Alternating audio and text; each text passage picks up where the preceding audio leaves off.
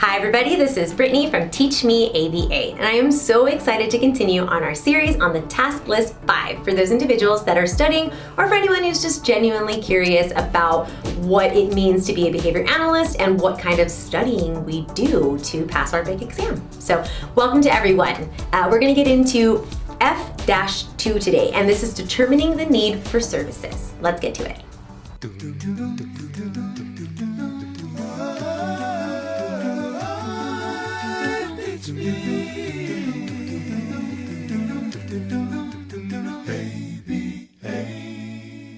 Okay, so upon conducting a behavioral assessment, a behavior analyst needs to consider if there is enough of a need or a social significance to recommend a behavioral intervention.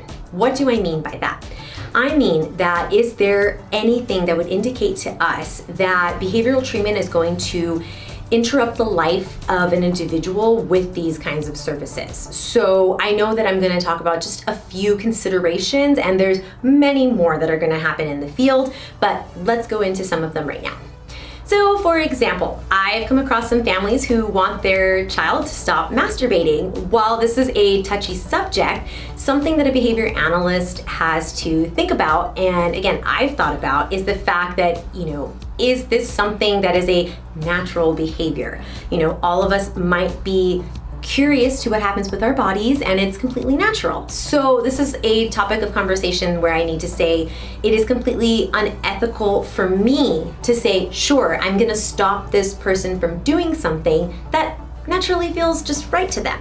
So I have to consider whether or not this is going to be the best for this client. I have to determine whether or not the family's priorities are going to be interrupting with the overall progress and the well-being of my client. And I have to decide overall whether or not treatment is going to be the best for this person. So we need to consider how the behavior or this intervention is going to alter a person's life for the foreseeable future. How this behavior is going to sustain long after services have ended. Hawkins, 1984, states that the meaningfulness of a behavior change should be considered in the context of what is called habilitation. So this is defined as the degree to which a person's repertoire maximizes short-term and long-term reinforcers for that individual and for others, and it maximizes the short-term and long-term punishers as well. So in other words, based on the skill set that individual possesses is going to determine the kind of immediate reinforcers and long-term reinforcers that the person is going to acquire over time. A lot of big words, but trust me, if you're studying, this will make perfect sense to you. If not, you can go back to our previous videos where we talk about punishers and reinforcers. Another important aspect that we need to consider is whether or not a family's request falls within the scope of ABA. We've talked about this before, about staying within our field of competence and not going outside of that. So for example, I met a family, and this particular mother wanted her child to make sure that as soon as she gave the child an instruction, like put your clothes away or any sort of chore, she wanted him to do it very quickly.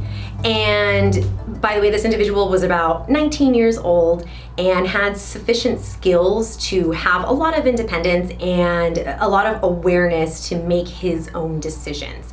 And so it was really difficult at this time, especially considering that I observed and my other assessor observed that their relationship was not possibly the healthiest one.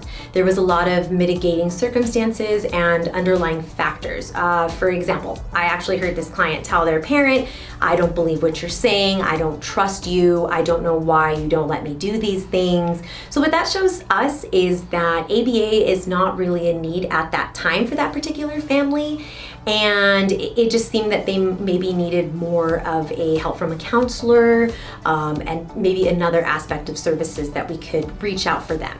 And of course, I do have to disclose that this family actually did not end up having services with piles, so I'm not letting any information go that I shouldn't, especially because I didn't name anybody specifically. Again, while there are many other things to consider, especially when it comes to ABA services and whether they are the right fit for a family, I hope that my examples have really helped you, and if not, you can always leave a comment down below. As always, please like, subscribe, and share, and we will see you next week on Wednesday, 10 a.m.